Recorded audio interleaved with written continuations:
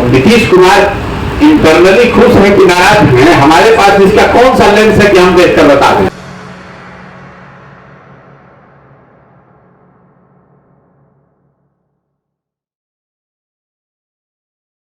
अब नीतीश कुमार इंटरनली खुश है कि नाराज हैं, हमारे पास इसका कौन सा लेंस है कि हम देखकर बता दें। लेकिन पत्रकार होने के नाते आप तो ये देख ही रहे कि नीतीश कुमार ने उसके पक्ष में भी कुछ नहीं बोला, विपक्ष में भी कुछ नहीं बोला।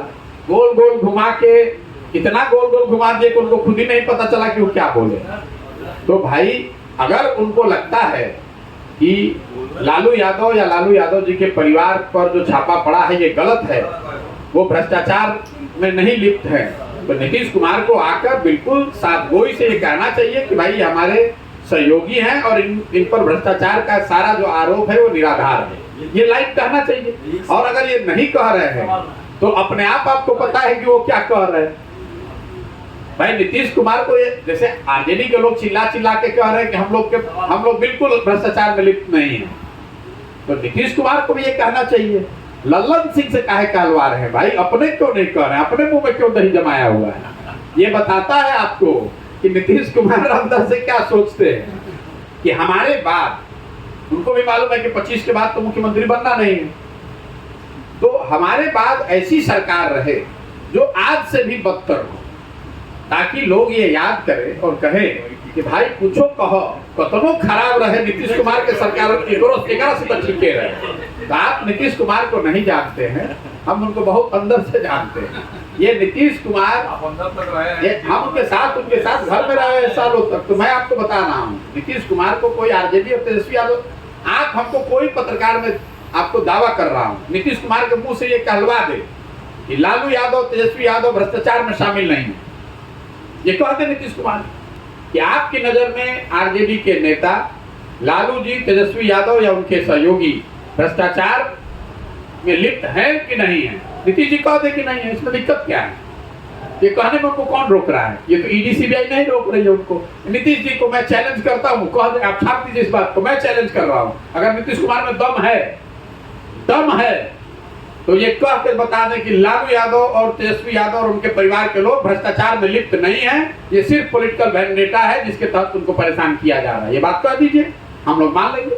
तो आप सरकार से पूछने के बजाय हमसे पूछ रहे हैं कि आप योजना क्यों बनवा रहे हैं।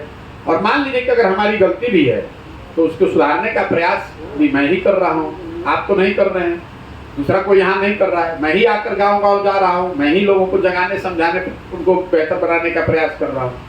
सही जो आपने जो ये व्यवस्था बनाया है बहुत अच्छी व्यवस्था सोच है, लेकिन बेसबब नेकी कोई करता नहीं, कुछ ना कुछ राज हुआ करता है, इसके पीछे आपका क्या इंटरेस्ट है? मेरा इंटरेस्ट ये है कि मैं इसी मिट्टी में मैं जन्मा हूँ, इसी मिट्टी का कर्ज है, तो मैं चाहता हूँ कि अगर भगवान ने मुझे बुद्धि शक्ति दी है, हम लोग पूरे देश में जाते हैं, जहाँ पर जाते हैं आदमी बिहारी कह के हंसता है, मजाक उड़ाता है, जलील करता है, तो मैं ऐसा समझता हूँ कि अगर मेरे पास शक्ति बुद्धि कुछ है तो मुझे बिहार को सुधारने के लिए प्रयास करना चाहिए। इंटरेस्ट यही है कि अपने जीवन काल में बिहार को सुधारने का प्रयास करें। अगर आप उसमें और मटेरियल इंटरेस्ट देखना चाहते हैं तो इंटरेस्ट ये है कि जो आदमी भी बिहार को सुधारेगा वो तो इतिहास के पन्नों में उसका नाम दर्ज होगा, वो मेरा इंटरेस्ट है। 500 रुपया लेकर मुखिया जी को वोट दीजिएगा और फिर ये अपेक्षा रखिएगा कि मुखिया जी आकर ईमानदारी से काम करें, तो संभव नहीं है। तो सबसे पहले सही लोगों का चुनाव, समाज के स्तर पर ये जागृति आना कि हमें सही लोगों को चुनना है। दूसरा जो प्रयास है जन भागीदारी, बिहार में लोगों को ये पता ही नहीं है कि उनके अधिकार क्या हैं, कौन सी योजना है, मुखिया जी को कितना पैसा आया, प्रमुख क्या कर सकता है, वार्ड सदस्य की क्या भागीदारी है।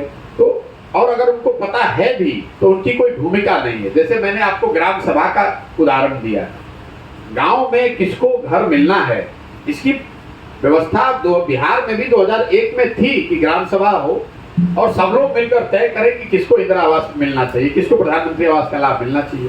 ग्राम सभा की आपने व्यवस्था ही खत्म कर दी और उसके जगह 4 अफसर लगा दिए, तो स्वाभाविक तौर पर वो अफसर पैसा ले रहे हैं।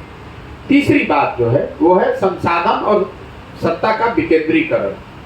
हर फैसला जो आज है वो मुख्यमंत्री उनके इर्द गिर्द के 3-4 अफसर और 3-4 मंत्री ही ले रहे हैं। पूरे बिहार में कहाँ क्या किस चीज की जरूरत है ये मुख्यमंत्री कार्यालय में बैठा हुआ 4 अफसर तय कर रहा है, तो ये कैसे सुधरेगा? स्वाभाविक तौर पर जब वहां से पैसा निकलता है तो पैसा देने वाला व्यक्ति उस पर अपना कमीशन काट रहा है।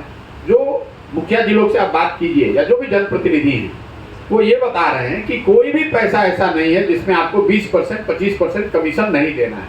तो तीसरा है सत्ता और संसाधन का विकेंद्रीकरण।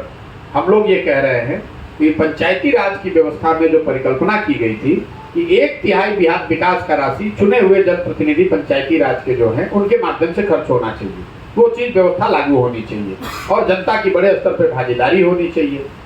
अब आप ये कह सकते हैं कि भाई जो पंचायती राज में